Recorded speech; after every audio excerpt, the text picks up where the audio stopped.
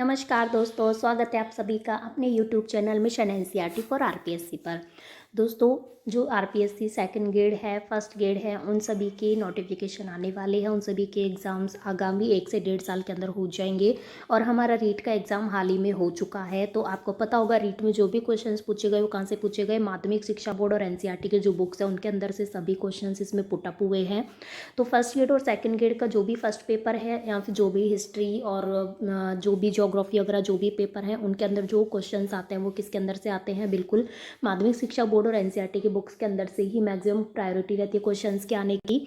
सभी क्वेश्चंस उनके अंदर से आपको मिल जाएंगे। तो आज से हमने स्टार्ट किया है कक्षा 8 की ये बुक है सामाजिक विज्ञान की। तो इसमें जो ये चैप्टर है भाग फर्स्ट भूगोल का ये चैप्टर है, बहुत ही प्यारा चैप्टर है। आप ये देखिए, हमारा भारत, आपको पता है ये तो बहुत इंपॉर्टेंट चैप्टर है। हर एग्जाम में इसमें से भारत की जो भी ज्योग्राफी है उससे रिलेटेड क्वेश्चन हर एग्जाम में पूछे जाते हैं, चाहे वो पटवारी हो, आरपीएससी का कोई भी एग्जाम हो, सभी में पूछे जाते हैं। तो आगामी सेकंड ग्रेड और फर्स्ट ग्रेड को ध्यान में रखते हुए, उनके फर्स्ट पेपर की तैयारी को ध्यान में रखते हुए हम जो है इन चैप्टरों की आपको इनको रिवाइज करवाएंगे और जो भी इन पे इंपॉर्टेंट लाइन होगी उनको आपको रीडिंग करवाएंगे, उनको अंडरलाइन करवाएंगे अच्छे से। उनको बाकायदा कॉपी पेन लेके बैठिएगा, उनको क्या कीजिएगा, नोट डाउन कीजिएगा। आपको दोबारा फिर इनको रीडिंग मारने की ज़रूरत नहीं रहेगी। यदि आपके पास ये बुक हार्ड कॉपीज़ की उपलब्ध है, मतलब बुक अवेलेबल है, तो आप उस बुक को साथ में लेकर बैठिए, मेरे साथ उसमें रीडिंग मारिए, जो भी इंपॉर्टेंट लाइन है उसके अंडरलाइन कीजिए, उसके नोट्स बनाइए। तो चलिए हम स्टार्ट करते हैं। काफ़ी बच्चों के पास बुक अवेलेबल नहीं हो पाती है, तो उसको ध्यान में रखते हुए हमने ये पहले स्टार्ट की है। तो चलिए स्टार्ट करते हैं। चलिए, हमारा भारत बहुत इंपॉर्टेंट चैप्टर है, भारतीय उपमहाद्वीप। इसमें आपको ये भी पता चलेगा महाद्वीप और उपमहाद्वीप में क्या अंतर होता है। तो चलिए पहले हम ये देखते हैं भारतीय उपमहाद्वीप।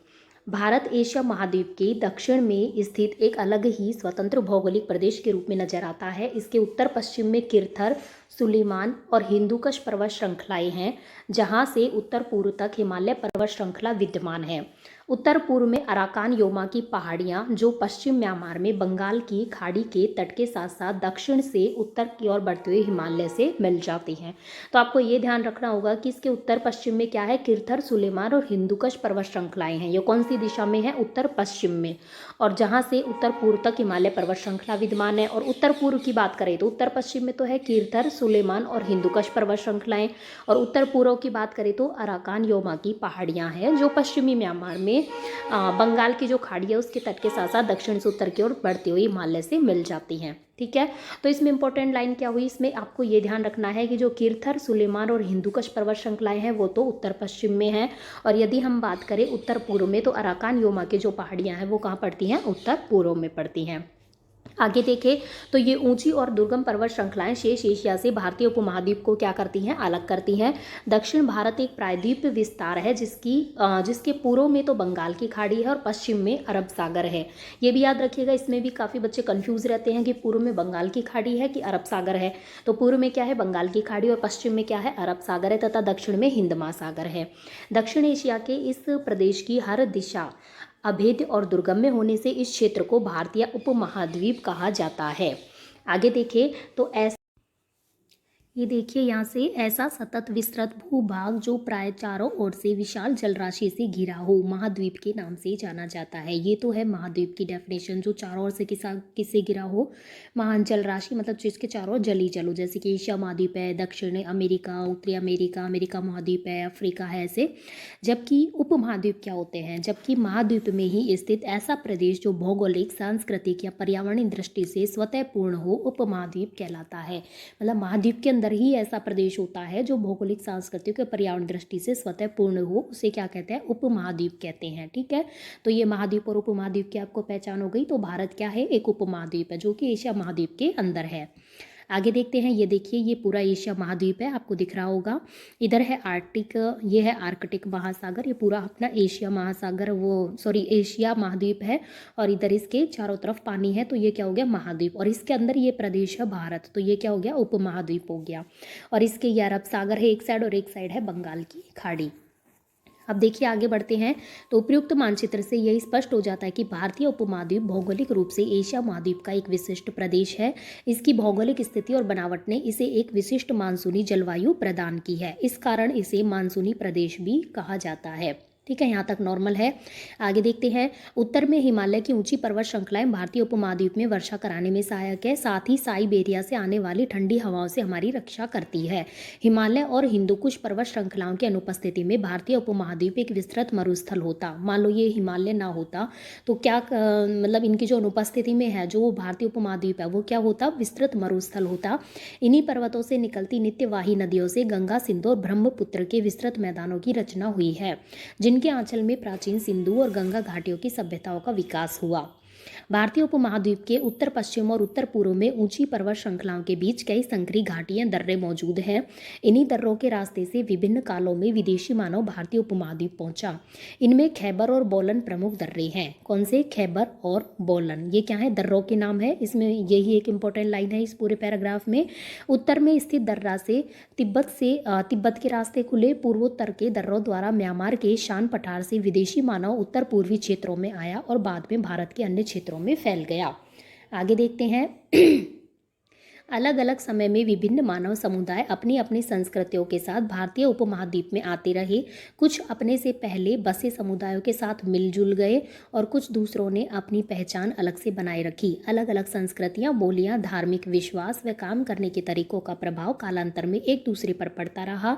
इस तरह भारतीय उपमहाद्वीप में संस्कृतियों के विकास के साथ जहाँ सांस्कृतिक अनेकता का सिलसिला बना, वहीं प्रभावशाली सभ्यताओं ने विभिन्न संस्कृतियों के बीच आदान प्रदान के द्वारा इन्हें एक सूत्र में बांधने का भी काम किया।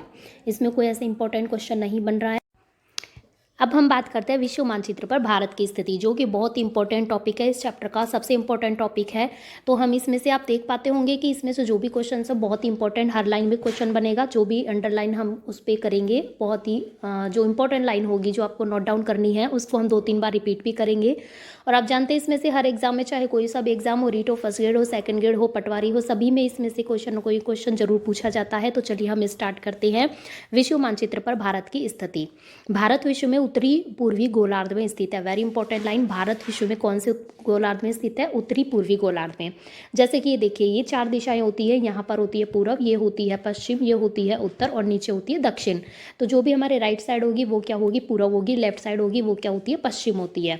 तो विश्व के मैप में देखें तो ऊपर उत्तर होती है, नीचे की साइड क्या होती है? दक्षिण होती है। तो विश्व के मैप में हम देखें तो हमारा एशिया इधर की साइड है, तो उत्तर पूर्व में एशिया के अंदर ही क्या है? हमारा भारत नाम का उपमहाद्वीप है। और एशिया क्या है? महाद्वीप है। एशिया महाद्वीप के अंदर ही भारत उपमहाद्वीप है। तो उत्तर पूर्व स्थिति में दिशा में जो स्थित है वो क्या है? भारत है। तो हमारा जो उत्तरी पूर्वी गोलार्ध है विश्व में वो कौन सा है? भारत जो है उत्तरी पूर्वी गोलार्ध में स्थित है। आगे देखते हैं, दक्षिण से उत्तर की ओर भारत की मुख्य भूमि की अक्षांशीय विस्तार। अक्षांशीय विस्तार बहुत इंपॉर्टेंट है। 8 डिग्री 4 मिनट उत्तर से 37 डिग्री 6 मिनट उत्तरी अक्षांशों के बीच स्थित है। 8 डिग्री 4 मिनट उत्तरी अक्षांश से 37 डिग्री 6 मिनट उत्तरी अक्षांश के बीच। और पश्चिम से पूर्व तक देखें, पश्चिम ये रहा, पूर्व ये रहा। तो पश्चिम से पूर्व की ओर देखें तो पश्चिम से पूर्व तक भारत का देशांतरीय विस्तार 68 डिग्री 7 मिनट पूर्व से 97 डिग्री 25 मिनट पूर्वी देशांतरों के बीच स्थित है। दोनों ही लाइन बहुत इंपॉर्टेंट है। अक्षांशीय विस्तार और देशांतरीय विस्तार पूछे जाते हैं, काफ़ी बार रिपीट हो चुके हैं बहुत सारे एग्जामों में। आगे देखते हैं भारत का देशांतरीय विस्तार लगभग 29 डिग्री होने के कारण इसके पूर्व व पश्चिम भागों के स्थानीय समय में लगभग 2 घंटे का अंतर पड़ता है। मतलब कि इधर यदि हम देखें अमेरिका और इधर देखें हम भारत, तो हमारे भारत और अमेरिका के जो टाइम पीरियड में ही 1.5-2 घंटे का डिफरेंस है।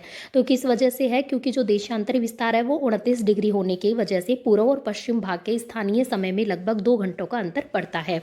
आप जानते हैं कि 82 डिग्री 30 मिनट पूर्वी देशांतर रेखा से भारत का मानक समय माना जाता है। ये इंपॉर्टेंट है, पूछा जाता है कि जो भारत का मानक समय है वो कौन सी देशांतर रेखा से माना जाता है? ये माना जाता है 82 डिग्री 30 मिनट पूर्वी देशांतर रेखा से माना जाता है। ठीक है, बहुत इंपॉर्टेंट जो है ये फैक्ट। और ये कहाँ से गुजरती है ये भी पूछा जाता है। इलाहाबाद के निकट से गुजरती है। इलाहाबाद कहाँ पर है? यूपी में है। यूपी में इलाहाबाद के निकट से ये गुजरती है। ठीक है, और जो ये फैक्ट होते हैं क्या आप जानते हैं? बहुत इंपॉर्टेंट फैक्ट होते हैं, इसको भी एक बार नज़र मार लेते हैं। जनसंख्या की दृष्टि से भारत चीन के बाद विश्व का दूसरा बड़ा देश है। जनसंख्या की दृष्टि से भारत कौन सा बड़ा देश है? दूसरा है। और फर्स्ट कौन सा है? चाइना है, चीन है। जहाँ विश्व की, ये भारत में जो है विश्व की कुल जनसंख्या का लगभग 17.5% भाग पाया जाता है। इंपॉर्टेंट फैक्ट है, कुल जनसंख्या का भारत में कितना है? 17.5% भाग। लगभग जो जनसंख्या है वो कितनी है? 121.01 करोड़, मतलब कि लगभग 121 करोड़। ठीक है, इंपॉर्टेंट फैक्ट है, याद रखिएगा। आगे देखते हैं। भारत विश्व में क्षेत्रफल की दृष्टि से 7वां बड़ा देश है। यदि हम देखें जनसंख्या की दृष्टि से तो दूसरा बड़ा देश है, और यदि हम देखें क्षेत्रफल की दृष्टि से तो भारत है 7वां बड़ा देश है। हमारे देश का कुल क्षेत्रफल कितना है? 32.9 लाख वर्ग किलोमीटर है, जो संपूर्ण विश्व के स्थल भाग के 2.47 मतलब 2.47% भाग पर फैला है। तो ये देखिए आप, जनसंख्या का प्रतिशत भाग देखिए टोटल का तो कितना है? 17.5 है लगभग। और यदि हम 2.47 देखें तो किसी का जो स्थलीय भाग है उसका भारत कितना है? टोटल विश्व का 2.47% भाग पर फैला है। भारत का विस्तार उत्तर में जम्मू कश्मीर से दक्षिण में कन्याकुमारी मतलब कि तमिलनाडु तक कितना है? 3,214 किलोमीटर, और पूर्व में अरुणाचल प्रदेश से पश्चिम में गुजरात तक 2,933 किलोमीटर है, जो कि बहुत इंपॉर्टेंट फैक्ट है। हमारे भारत की जो लंबाई और चौड़ाई है वो कितनी है? कन्याकुमारी से, जम्मू कश्मीर से कन्याकुमारी तक कितनी है?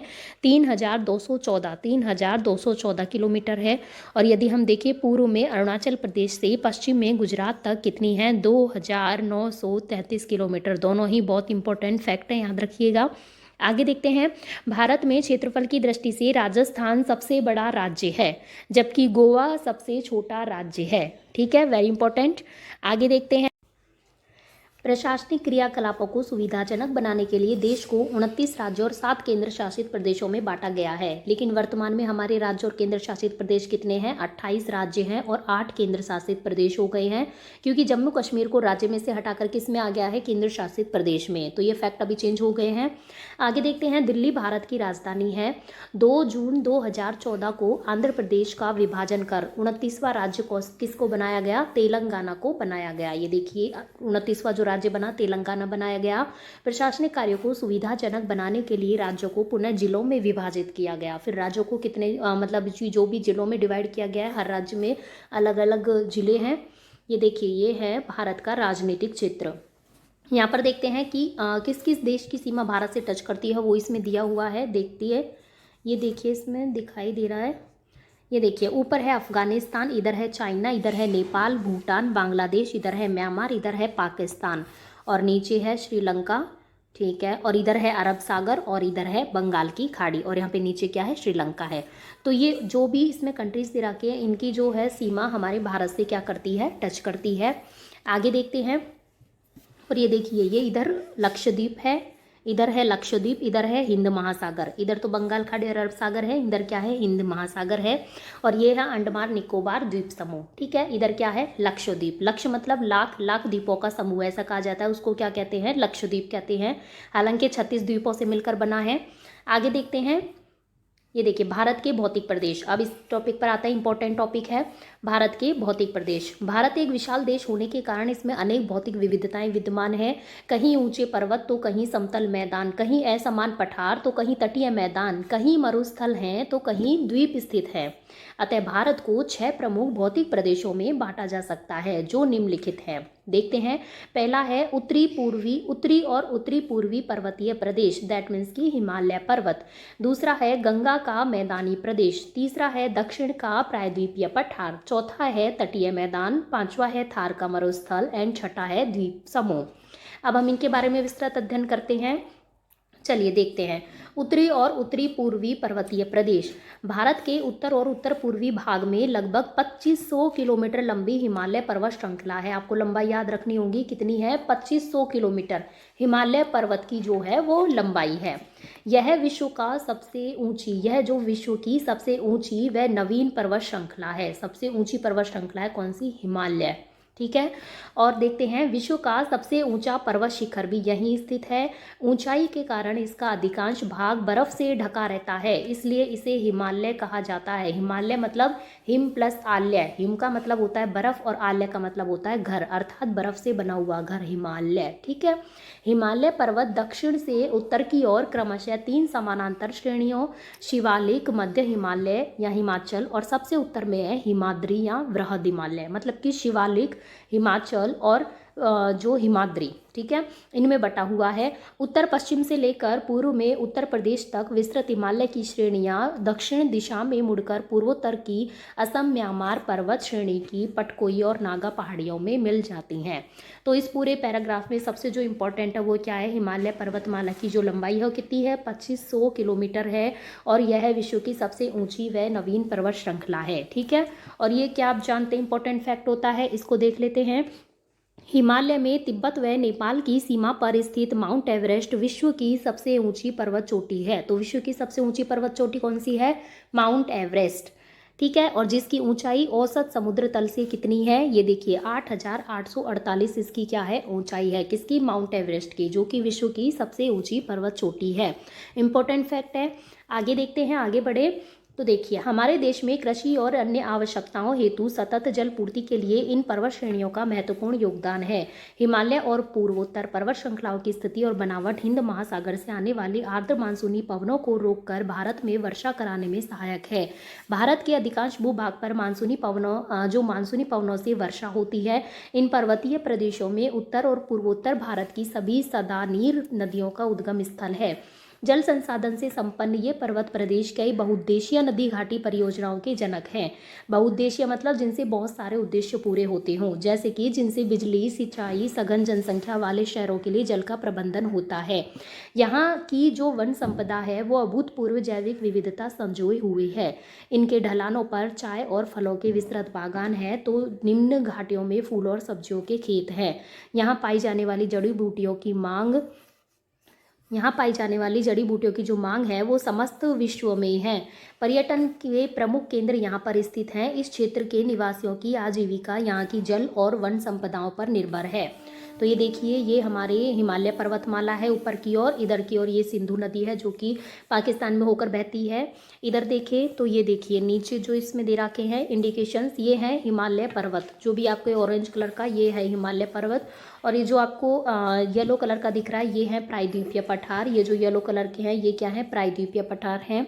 और यदि हम देखें ग्रीन कलर के तो ये क्या है, मैदान है। ये जो ग्रीन कलर के दिख रहे हैं आपको ये क्या है, मैदान है। और देखें हम ये क्या है, द्वीप समूह, एक तो है लक्षद्वीप, एक अंडमान निकोबार द्वीप समूह। इधर है अरब सागर, इधर है बंगाल की खाड़ी और नीचे हिंद महासागर है।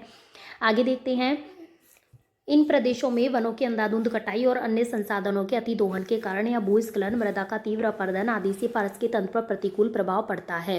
ये नॉर्मल है, इसमें कोई क्वेश्चन इंपॉर्टेंट नहीं बनता है। आगे आते हैं गंगा का मैदानी प्रदेश। गंगा के मैदानी प्रदेश में देखें तो हिमालय के समानांतर दक्षिण में उत्तर का विशाल मैदानी प्रदेश स्थित है। यहाँ गंगा, सतलज, ब्रह्मपुत्र और उनकी सहायक नदियों के द्वारा हिमालय से बहाकर लाई गई मिट्टी से बना है। नवीन जलोढ़ मिट्टी के कारण यह भारत का सबसे उपजाऊ भूभाग है। इंपॉर्टेंट लाइन है, नवीन जलोढ़ मिट्टी के कारण। नवीन जलोढ़ मिट्टी पाई जाती है गंगा के मैदानी क्षेत्र में और जो कि भारत का सबसे उपजाऊ भूभाग है। भारत में सर्वाधिक कृषि इसी मैदान में की जाती है। कौन सी मैदान में, गंगा के मैदानी प्रदेश में, क्योंकि ये क्या है, सबसे उपजाऊ है। इसे भारत का अन्न भंडार भी कहा जाता है। भारत का अन्न भंडार किस मैदान को, गंगा के मैदानी प्रदेश को कहा जाता है। आगे देखते हैं तो इस मैदान में स्थित अपेक्षाकृत ऊंचे भाग जहां प्रतिवर्ष बाढ़ का पानी नहीं पहुंचता है, वहां पुरानी जलोढ़ मिट्टी पाई जाती है, उसे बांगर कहा जाता है। इसके उदाहरण मुख्यतः मैदान के पश्चिमी हिस्से में देखे जा सकते हैं। बांगर भी इंपॉर्टेंट है, जहां पुरानी जलोढ़ मिट्टी पाई जाती है उसको क्या कहा जाता है, बांगर कहा जाता है। जहां पर प्रतिवर्ष बाढ़ का पानी नहीं पहुंच पाता वहां पर जलोढ़ मिट्टी पाई जाती है तो उसको कहते हैं बांगर, ठीक है। और जहाँ इसके विपरीत ऐसे निचले भाग भी हैं जहाँ प्रतिवर्ष बाढ़ का पानी पहुंचकर नवीन जलोढ़ मिट्टी बिछाता है, उसे क्या कहते हैं, खादर। तो बांगर और खादर में आपको डिफरेंस पता होना चाहिए। बांगर होता है जहाँ पर प्रतिवर्ष बाढ़ का पानी नहीं पहुंच पाता, मतलब कि पुरानी जलोढ़ मिट्टी ही पाई जाती है, उसे बांगर कहते हैं। और जहाँ बाढ़ का पानी पहुंच जाता है वहाँ दिन ब दिन नई मिट्टी आती जाती है, नई जलोढ़ मिट्टी बिछाता है तो उसे कहते हैं खादर। इसके उदाहरण मुख्यतः मैदान के पूर्वी हिस्से में है। हिमालय के पर्वतपदीय क्षेत्र में कंकड़ पत्थर से निर्मित पतले मैदानों को भाबर और दलदली मैदानों को तराई कहा जाता है। 4 इंपॉर्टेंट वर्ड आए इसमें, देखिए एक तो बांगर है, एक है इसमें बांगर के विपरीत कौन सा है, बांगर के विपरीत है खादर, एक आता है कंकड़ पत्थर से निर्मित पतले मैदान जो कि कहलाते हैं भाबर, और है दलदली मैदानों को क्या कहा जाता है, तराई। तो 4 इंपॉर्टेंट फैक्ट हैं। तराई दलदली मैदानों को कहा जाता है। आप इस फैक्ट तरीके से भी याद रख सकते हैं कि हम तराई करते हैं, हमारा मकान बनता है तो हम क्या करते हैं, उसको पक्का करने के लिए उसमें तराई करते हैं पानी की, तो मतलब गीला गीला नम पानी से तराई होती है। और दलदल भी कैसा होता है, नम होता है, उसमें भी पानी पाया जाता है। उस तरीके से ट्रिक से याद हम इसको रख सकते हैं। आगे देखते हैं। तो प्राचीन काल में विभिन्न नदी घाटी सभ्यताओं की उत्पत्ति और विकास इन्हीं मैदानों में हुआ है। समतल उपजाऊ मिट्टी, अनुकूल और पर्याप्त वृष्टि के कारण भारत की सर्वाधिक जनसंख्या इन मैदानी भागों में रहती है। इस मैदानी भूभाग में परिवहन व उद्योगों का काफ़ी विकास हुआ है। ठीक है, यहाँ पे कोई इंपॉर्टेंट फैक्ट नहीं है, इसमें बस वो 4 वर्ड इंपॉर्टेंट हैं। आगे देखते हैं दक्षिण का प्रायद्वीपीय पठार। गंगा के मैदान के दक्षिण में त्रिभुजाकार आकृति में दक्षिण का पठार स्थित है। कैसे आकृति है इसकी, त्रिभुजाकार आकृति है, जिसे भारत का प्रायद्वीपीय पठार भी कहा जाता है। इसकी उत्तरी सीमा पर विंध्य पर्वत श्रेणी, उत्तर पश्चिम में अरावली, पश्चिम में पश्चिमी घाट की पहाड़ियां सह्याद्री स्थित है। पूर्व में पूर्वी घाट की पहाड़ियों के अपरदित अवशेष हैं। दक्षिण में नीलगिरी और अन्नामलाई पर्वत स्थित हैं। पथरीले व उबड़ खाबड़ धरातल वाले इस क्षेत्र में कई छोटे पठार जैसे कि दक्कन, छोटा नागपुर के पठार व पर्वत स्थित हैं। भारत की अधिकांश खनिज संपदा इसी पठार में पाई जाती है। दक्कन के अलावा पठार की उपजाऊ मिट्टी हमारे देश में कपास के उत्पादन के लिए महत्वपूर्ण है। ये देखिए, दक्कन के लावा पठार की जो उपजाऊ मिट्टी है हमारे देश में कपास के उत्पादन के लिए महत्वपूर्ण है। कपास के उत्पादन के लिए कौन सी मिट्टी महत्वपूर्ण है, इस तरीके से आपसे पूछा जा सकता है, तो याद रखिएगा दक्कन के लावा पठार की उपजाऊ मिट्टी। अब ये देखिए, क्या आप जानते हैं, इंपॉर्टेंट फैक्ट आ गए, देख लेते हैं इसको भी एक बार। दक्षिण का प्रायद्वीपीय पठार भारत का सबसे बड़ा, सबसे प्राचीन व सबसे कठोर भौतिक प्रदेश है। विश्व की सबसे पुरानी अरावली पर्वत श्रृंखला इसी पठार का हिस्सा है। हमारी जो अरावली पर्वत श्रृंखला है जो राजस्थान में से भी गुजरती है, वो किसका है, दक्षिण का प्रायद्वीपीय पठार की ही एक श्रृंखला है। आगे देखें। तो प्रायद्वीप भारत के तटीय इलाकों में दक्षिण पठारी प्रदेश के दोनों ओर तटीय मैदान स्थित हैं, जिनका निर्माण यहाँ की विभिन्न पर्वत श्रेणियों से निकली नदियों और समुद्री क्रियाओं द्वारा हुआ है।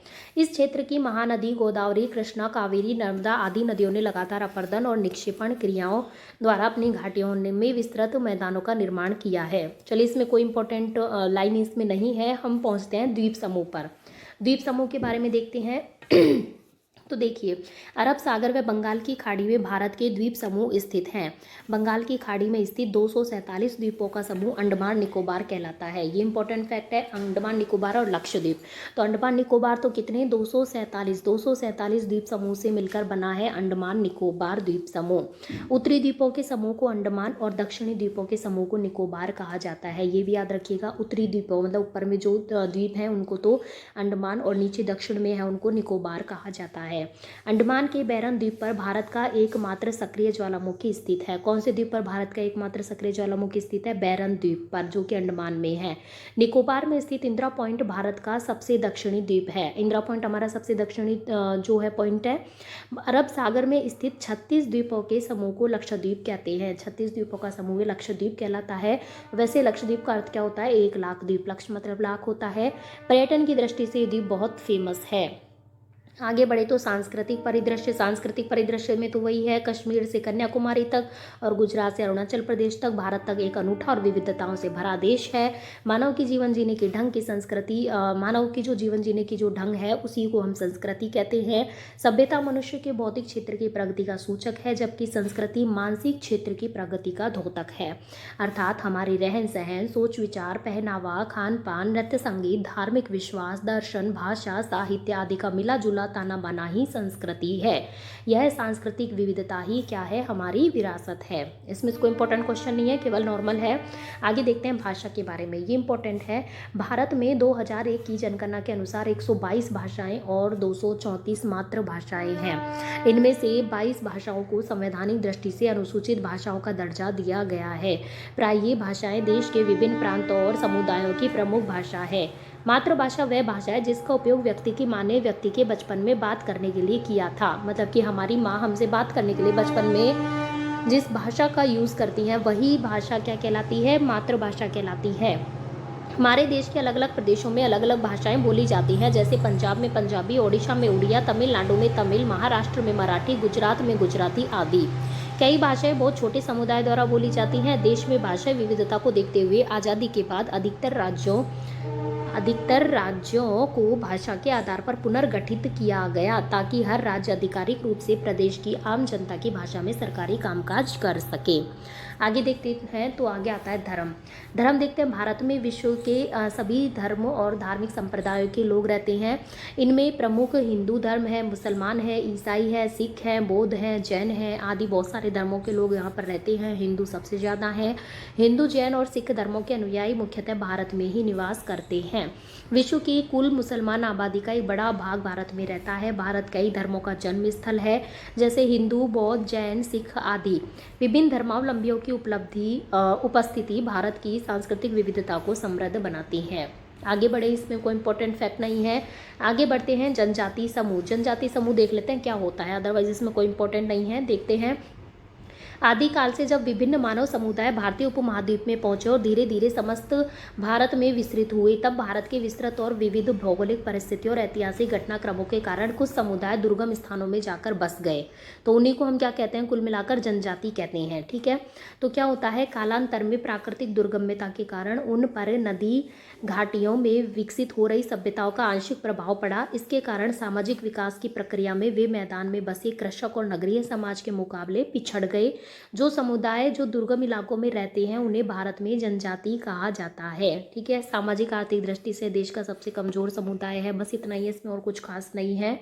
विविधता में एकता हमारे भारत की बिल्कुल विशेषता है। यहाँ पर विविध प्रकार के विविध धर्मों के लोग रहते हैं, फिर भी बिल्कुल एकता बनी हुई है। भारत में अनेक सांस्कृतिक विविधताएं हैं, फिर भी जरूरत इस बात की है कि हम चाहे किसी भी मजहब, भाषा, जाति या समुदाय के हों, दूसरों की संस्कृति का सम्मान करें। ये सबसे बड़ी बात होती है। आप किसी भी धर्म से बिलोंग करते हो, किसी भी आप संस्कृति को मानते हो, लेकिन दूसरे के धर्म का, दूसरे की संस्कृति का हमेशा आदर करें। भारत में इतनी अधिक भौगोलिक और सांस्कृतिक विविधताएं होने के बावजूद भी एकता के सूत्र में पिरोया हुआ है, इसलिए कहा जाता है कि अनेकता में एकता भारत की विशेषता है। तो ये हमारा चैप्टर फर्स्ट पूरा होता है 8वीं क्लास का। अब हम इसके कुछ क्वेश्चन सॉल्व कर लेते हैं। देखते हैं शब्दावली। शब्दावली में आता है प्रदेश। प्रदेश क्या होता है, समान विशेषताओं वाले विस्तृत क्षेत्र। ये क्या है, प्रदेश है। दुर्गम्यता की बात करें तो जहां आसानी से जाया ना जा सके, दुर्गम्यता। धर्मावलंबी की बात करें तो किसी धर्म विशेष को मानने वाला। ये हिंदी के क्वेश्चंस में आ जाते हैं, ये इस टाइप के वन वर्ड। आजीविका की बात करें तो जीवन निर्वाह के लिए किया गया कार्य। बहुउद्देश्य के अनेक उद्देश्यों को पूरा करने वाला। अब देखते हैं इसके कुछ क्वेश्चन है, अभ्यास क्वेश्चन, इनको देख लेते हैं। निम्नलिखित में से किस देश की सीमा भारत से नहीं मिलती है? नेपाल की, भूटान की, म्यांमार की, ईरान की। अभी हमने ऊपर पढ़ा था, ईरान की नहीं मिलती है, बाकी तीनों की मिलती है। जनसंख्या की दृष्टि से विश्व का दूसरा सबसे बड़ा देश कौन सा है? कौन सा है फ्रेंड्स? भारत है। और चाइना कौन सा है? फर्स्ट नंबर का है। ठीक है, आगे बढ़े तो आगे रिक्त स्थानों की पूर्ति कीजिए। भारत विश्व में क्षेत्रफल की दृष्टि से कौन सा बड़ा देश है? क्षेत्रफल की दृष्टि से 7वें नंबर का बड़ा देश है। आगे देखते हैं तो सन 2014 में आंध्र प्रदेश का विभाजन कर 29वां राज्य कौन सा बनाया गया? तेलंगाना को बनाया गया। अरब सागर में, और अब जो राज्य हैं उनकी संख्या कितनी रह गई है? 28 रह गई है जम्मू कश्मीर हटने से। अरब सागर में 36 द्वीपों के समूह को क्या कहा जाता है? लक्षद्वीप कहा जाता है।